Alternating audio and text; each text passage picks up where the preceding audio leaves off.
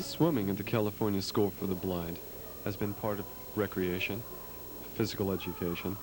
It's been used to teach body awareness, control, coordination, strength, and stamina. In the buoyant and warm, relaxing atmosphere of the pool, even children that avoid people in a school setting will come to those same people in the swimming pool.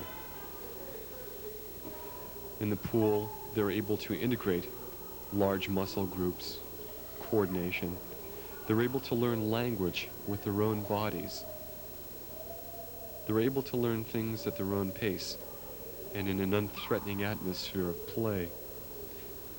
There's an opportunity to learn language with their bodies in relationship to the environment. The language happens immediately with the action. They learn a destination to a person, very similarly to what they do in the morning in the classroom, as the teacher and the teacher's aide sit along a mat and the child goes from one to the other, turns around, and makes the return journey. That is reinforced in the swimming pool in the afternoon when the child does the same thing. In the swimming pool, the child learns to use different muscle groups, and they learn that same gradual sense of taking control over their own bodies that has become such an important part of the entire mobility spectrum. The closeness fostered by the teacher-student relationship seems to be greatly enhanced in the water. And here, just as in the classroom and in the school setting, the child learns an increasing amount of control. We begin very early with the children, as soon as we can get them in school, perhaps at age 3. The parents should start even earlier than that, 6 months, 7, 8 months, with the child in very shallow water, being supported by the parents. Later on, the child learns how to float, how to doggy paddle, how to hold on to a float and kick to learn some sense of direction. In later stages, the child learns swimming skills, backstroke, breaststroke, and how to dive. The swimming pool is a place where a great many skills come together. Gross motor skills, coordination, integration of large muscle groups, the orienting senses, and the senses of hearing and sight themselves. Children learn best in an unthreatening, relaxing environment with some structure, and the children themselves will often tell us just what kind of structure they need, and whether they're uncomfortable with the structure. It will become very evident in the water.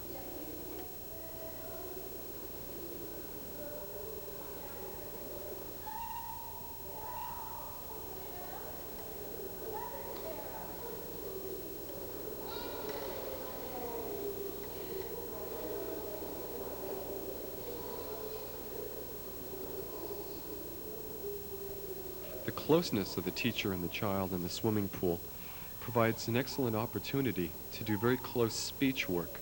Even though the child doesn't have a hearing aid, with the teacher very close to the student, the sound level is boosted tremendously.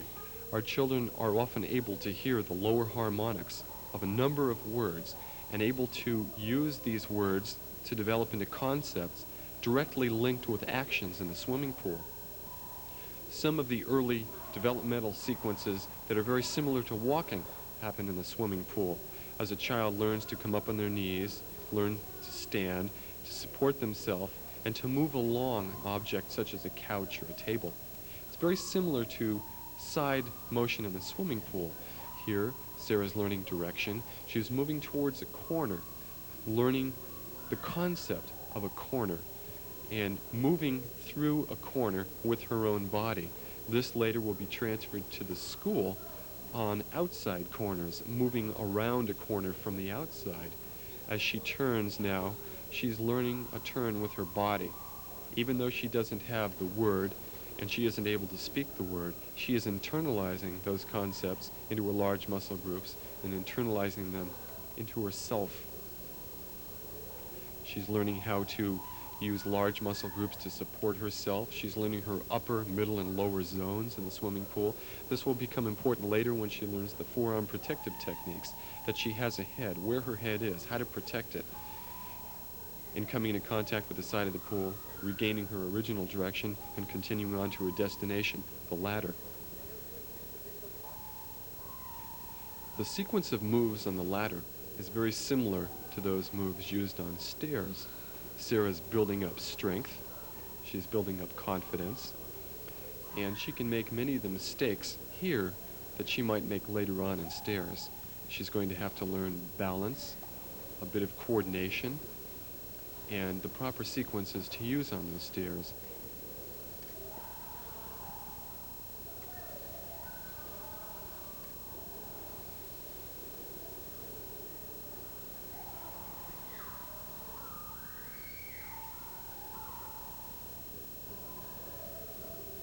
Sarah's learning the concept of go down into the water. I want you to notice the immediacy between learning the signs and the actual movement itself.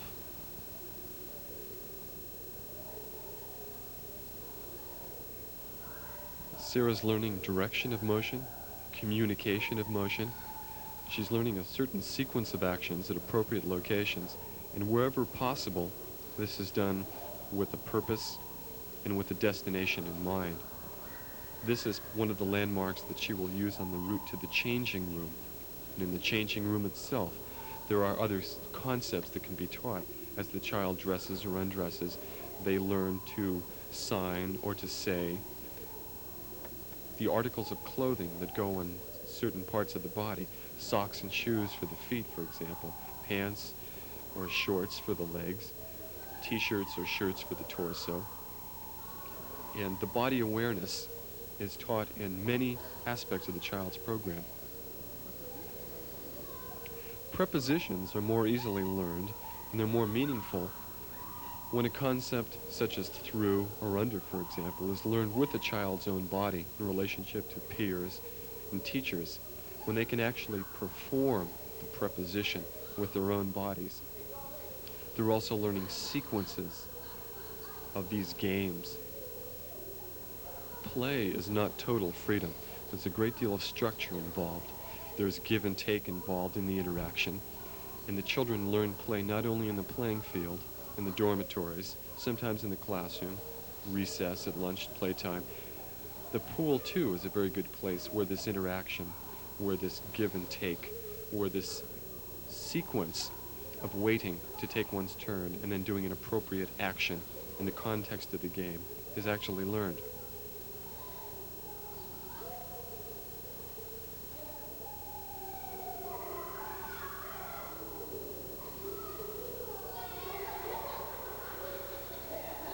There's a place, too, for roughhousing, and perhaps in institutions there's not quite enough of it. But in the pool, the element of danger is minimized, and when you fall, you make a splash, and then you go on.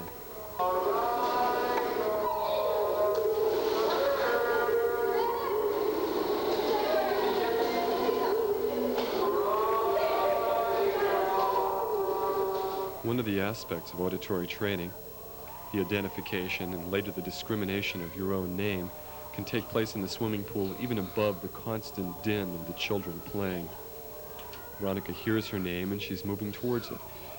She's going up to the side of the pool where she's learned how to do a semi-dive and later on to do a somersault. The somersault was the first sequence of a number of actions that were later transferred over to mat work in the classroom and the play area, and from there we moved on to prepositions and language, and eventually they too became mobility concepts. But the first area of success, where the first somersault took place, was in the safety and the supporting medium of the swimming pool.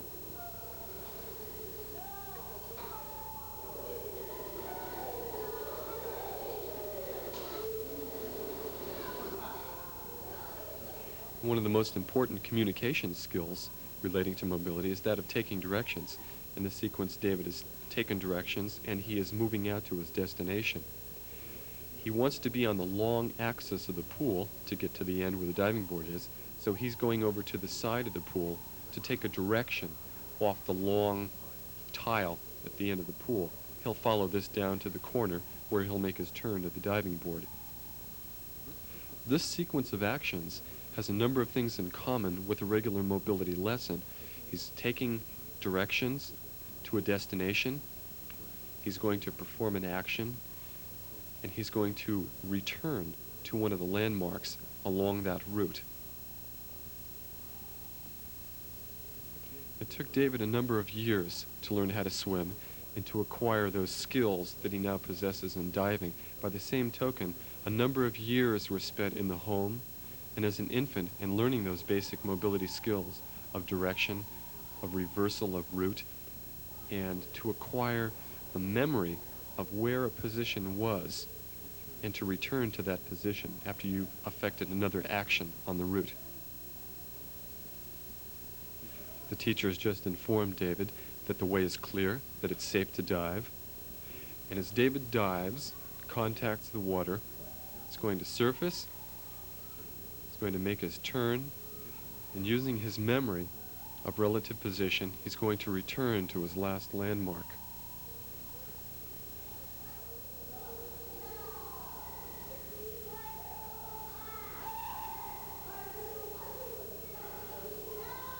Diving doesn't start at the tip of the diving board.